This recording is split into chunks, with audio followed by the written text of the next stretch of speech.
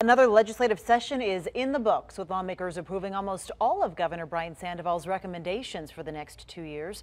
Paul Nelson joins us here in the studio after talking to the governor about some of his priorities. And Paul, overall, he must be pretty pleased about this session. Yeah, he seems like it, Kristen. He didn't get everything he wanted, but the governor outlined nearly 24 accomplishments from this session. Many of them focus on training people for the new jobs coming to Nevada. An additional $115 million is going into higher education, including millions for tech programs and new student enrollment. And high school kids will have more opportunities to get college credits. The goal is to train students for new jobs with tech companies like Apple, Tesla, and possibly Google. That's why that was a priority for me, to make sure that we have the certifications and the curriculums at our community colleges and our universities so that Nevadans get all those jobs.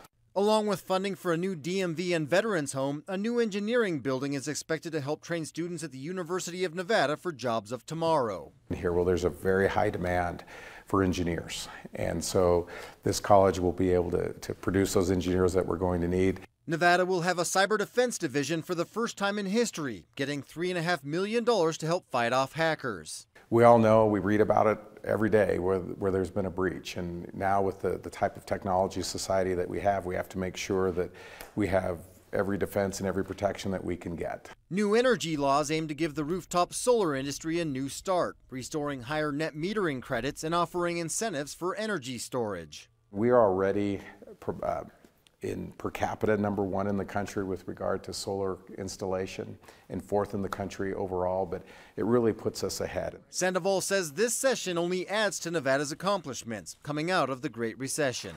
We were in our worst situation that we'd ever been economically in the history of our state, and now we're in a position to continue or to lead in the United States.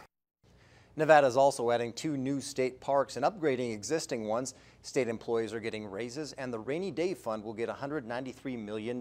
About a third of that comes from a 10% excise tax on marijuana. Covering the 2017 legislature live in the studio, Paul Nelson, Channel 2 News.